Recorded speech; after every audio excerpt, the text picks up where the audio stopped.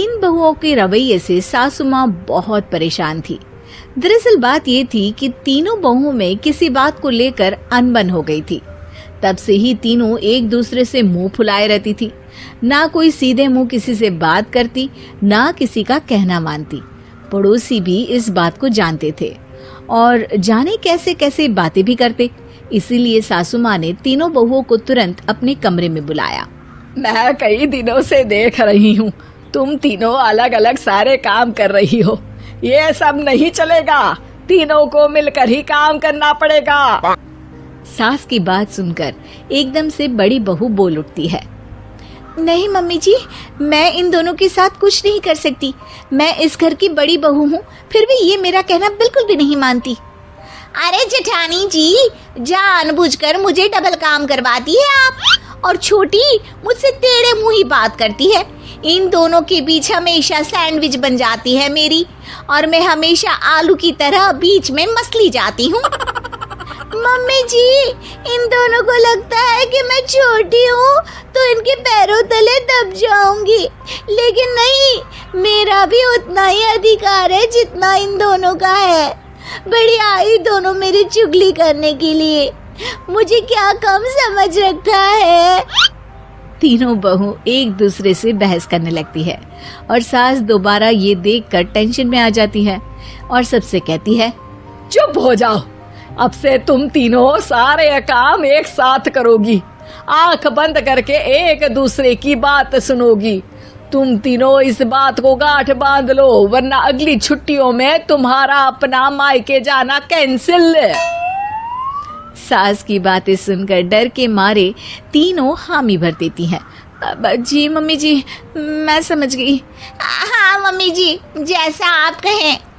आप जो कहेंगी मैं वही करूंगी। तीनों बहू सास की बात को गांठ बांध लेती है और वादा करती है कि अब से सारे काम वो तीनों एक साथ मिलकर ही करेंगी। ये सब देखकर सास खुश हो जाती है और वहां से चली जाती है। नीचे जाकर वो देखती है कि घर में शर्मा जी आए हुए होते हैं। सास जोर से आवाज लगाकर कहती है, अरे बहू, जरा चाय बनाकर तो लाना, शर्मा जी आए हैं।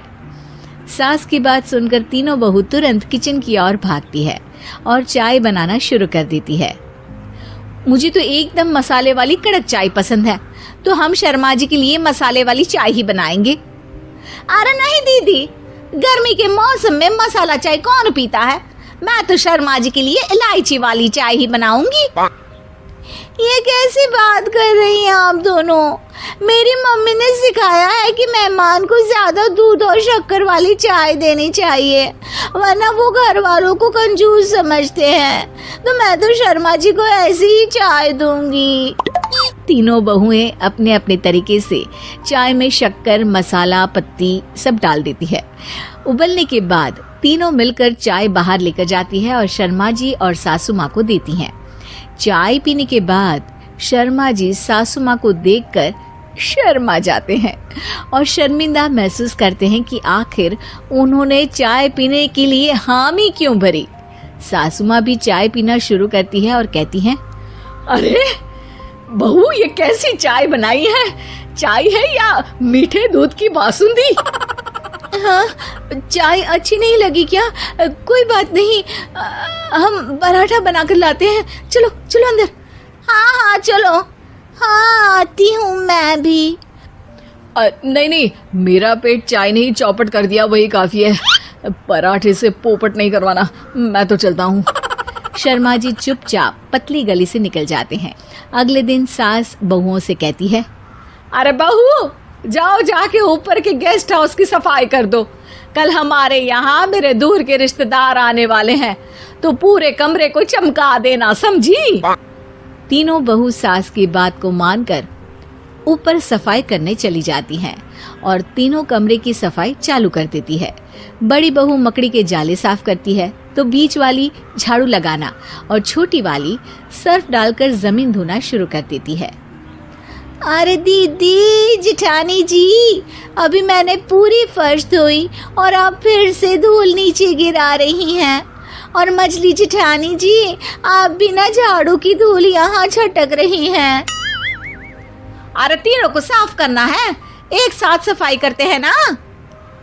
अरे वही तो, हम साथ साथ हैं, घर साफ साफ है।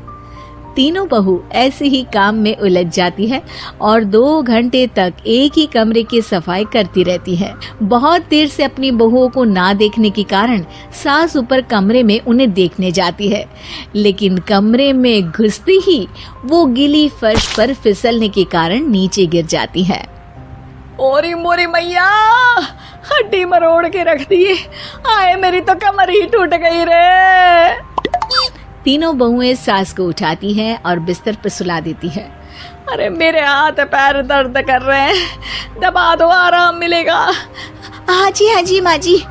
अरे जी माँ जी, जी माँ जी। और तीनों बहुएं एक साथ सास के हाथ को दबाना शुरू कर देती हैं। माँ की तो चीख ही निकल जाती है और नतीजा ये होता है कि सास के बचे हुए शरीर में भी दर्द उठ जाता है। हाय राम, ये क्या कर दिया तुम तीनों ने। अरे मेरी तो किस्मत ही फूटी है कि तुम जैसी बहुएं मुझे मिली। हे भगवान, पूरे शरीर में दर्द बढ़ गया है।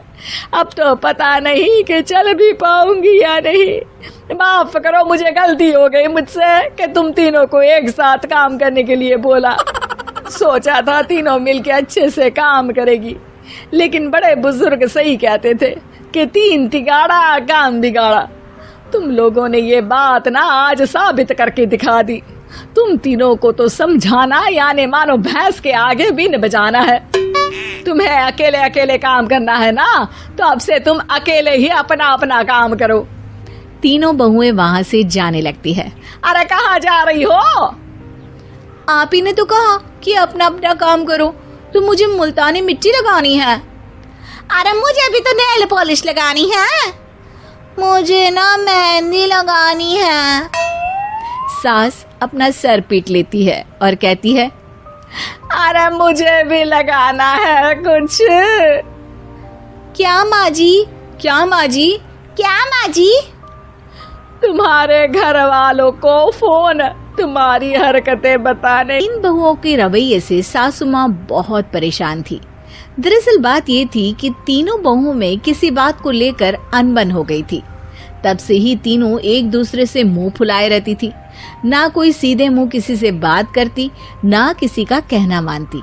पड़ोसी भी इस बात को जानते थे और जाने कैसे कैसे बातें भी करते। इसीलिए सासू माँ ने तीनों बहुओं को तुरंत अपने कमरे में बुलाया। मैं कई दिनों से देख रही हूँ, तुम तीनों अलग अलग सारे काम कर रही हो। ये सब नहीं चलेगा, तीनों को मिलकर ही काम करना पड़ेगा। सास की बात सुनकर एकदम से बड़ी बहू बोल उठती है। नहीं मम्मी जी, मैं इन दोनों के साथ कुछ नहीं कर सकती। मैं इस घर की बड़ी बहू हूँ, फिर भी ये मेरा कहना बिल्कुल भी नहीं मानती।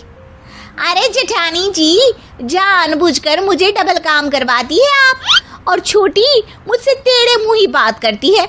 इन दोनों के बीच हमेशा सैंडविच बन जाती है मेरी, और मैं हमेशा आलू की तरह बीच में मसली जाती हूँ। मम्मी जी, इन दोनों को लगता है कि मैं छोटी हूँ तो इनके पैरों तले दब जाऊंगी, लेकिन नहीं, मेरा भी उतना ही अधिकार है जितना इन दोनों का है। बढ़िया ही दोनों मेरी चुगली करने के लिए, मुझे क्या कम समझ रखा है। तीनों बहू एक दूसरे से बहस करने लगती है और सास दोबारा ये देखकर टेंशन में आ जाती है और सबसे कहती है, चुप हो जाओ, अब से तुम तीनों सारे काम एक साथ करोगी। आंख बंद करके एक दूसरे की बात सुनोगी। तुम तीनों इस बात को गांठ बांध लो, वरना अगली छुट्टियों में तुम्हारा अपना मायके जाना कैंसिल। सास की बातें सुनकर डर के मारे तीनों हामी भर देती हैं। जी मम्मी जी, मैं समझ गई। हाँ मम्मी जी, जैसा आप कहें। आप जो कहेंगी मैं वही करूंगी। तीनों बहू सास की बात को गांठ बांध लेती है और वादा करती है कि अब से सारे काम वो तीनों एक साथ मिलकर ही करेंगी। ये सब देखकर सास खुश हो जाती है और वहां से चली जाती है। नीचे जाकर वो देखती है कि घर में शर्मा जी आए हुए होते हैं। सास जोर से आवाज लगाकर कहती है, अरे बहू, जरा चाय बनाकर तो लाना, शर्मा जी आए हैं। सास की बात सुनकर तीनों बहू तुरंत किचन की ओर भागती है और चाय बनाना शुरू कर देती है। मुझे तो एकदम मसाले वाली कड़क चाय पसंद है, तो हम शर्मा जी के लिए मसाले वाली चाय ही बनाएंगे। अरे नहीं दीदी, गर्मी के मौसम में मसाला चाय कौन पीता है? मैं तो शर्मा जी के लिए इलायची वाली चाय ही बनाऊंगी। ये कैसी बात कर रही हैं आप दोनों? मेरी मम्मी ने सिखाया है कि मेहमान को ज्यादा दूध और शक्कर वाली चाय देनी चाहिए, वरना वो घर वालों को कंजूस समझते हैं। तो मैं तो शर्मा जी को ऐसी ही चाय दूंगी। तीनों बहुएं अपने अपने तरीके से चाय में शक्कर, मसाला, पत्ती सब डाल देती है। उबलने के बाद तीनों मिलकर चाय बाहर लेकर जाती है और शर्मा जी और सासू माँ को देती हैं। चाय पीने के बाद शर्मा जी सासू माँ को देखकर शर्मा जाते हैं और शर्मिंदा महसूस करते हैं कि आखिर उन्होंने चाय पीने के लिए हामी क्यों भरी। सासू माँ भी चाय पीना शुरू करती है और कहती हैं, अरे बहू, ये कैसी चाय बनाई है? चाय है या मीठे दूध की बासुंदी? हाँ, चाय अच्छी नहीं लगी क्या? कोई बात नहीं, हम पराठा बनाकर लाते हैं। चलो चलो अंदर। हाँ हाँ चलो। हाँ आती हूँ मैं भी। नहीं, मेरा पेट चाय ने ही चौपट कर दिया, वही काफी है। पराठे से पोपट नहीं करवाना, मैं तो चलता हूँ। शर्मा जी चुपचाप पतली गली से निकल जाते हैं। अगले दिन सास बहुओं से कहती है, अरे बहू, जाओ जाके ऊपर के गेस्ट हाउस की सफाई कर दो। कल हमारे यहाँ मेरे दूर के रिश्तेदार आने वाले हैं, तो पूरे कमरे को चमका देना, समझी? तीनों बहू सास की बात को मानकर ऊपर सफाई करने चली जाती हैं और तीनों कमरे की सफाई चालू कर देती है। बड़ी बहू मकड़ी के जाले साफ करती है, तो बीच वाली झाड़ू लगाना और छोटी वाली सर्फ डालकर जमीन धोना शुरू कर देती है। अरे दीदी, जिठानी जी, अभी मैंने पूरी फर्श धोई और आप फिर से धूल नीचे गिरा रही हैं। और मछली जिठानी जी, आप बिना झाड़ू की धूल यहाँ छटक रही हैं। अरे तीनों को साफ करना है, एक साथ सफाई करते हैं ना। अरे वही तो, हम साथ साथ हैं, घर साफ साफ है। तीनों बहू ऐसे ही काम में उलझ जाती है और 2 घंटे तक एक ही कमरे की सफाई करती रहती है। बहुत देर से अपनी बहुओं को ना देखने के कारण सास ऊपर कमरे में उन्हें देखने जाती है, लेकिन कमरे में घुसते ही वो गीली फर्श पर फिसलने के कारण नीचे गिर जाती है। ओरी मोरी मैया, हड्डी मरोड़ के रख दी। आए, मेरी तो कमर ही टूट गई रे। तीनों बहुएं सास को उठाती हैं और बिस्तर पर सुला देती है। अरे मेरे हाथ पैर दर्द कर रहे हैं, दबा दो, आराम मिलेगा। हाँ जी माँ जी। अरे जी माँ जी, जी माँ जी। और तीनों बहुएं एक साथ सास के हाथ को दबाना शुरू कर देती हैं। माँ की तो चीख ही निकल जाती है और नतीजा ये होता है कि सास के बचे हुए शरीर में भी दर्द उठ जाता है। हाय राम, ये क्या कर दिया तुम तीनों ने। अरे मेरी तो किस्मत ही फूटी है कि तुम जैसी बहुएं मुझे मिली। हे भगवान, पूरे शरीर में दर्द बढ़ गया है। अब तो पता नहीं कि चल भी पाऊंगी या नहीं। माफ करो, मुझे गलती हो गई मुझसे कि तुम तीनों को एक साथ काम करने के लिए बोला। सोचा था तीनों मिलके अच्छे से काम करेगी, लेकिन बड़े बुजुर्ग सही कहते थे कि 3 तिगाड़ा काम बिगाड़ा। तुम लोगों ने ये बात ना आज साबित करके दिखा दी। तुम तीनों को तो समझाना यानी मानो भैंस के आगे बीन बजाना है। तुम्हें अकेले अकेले काम करना है ना, तो अब से तुम अकेले ही अपना अपना काम करो। तीनों बहुएं वहां से जाने लगती है। अरे कहाँ जा रही हो?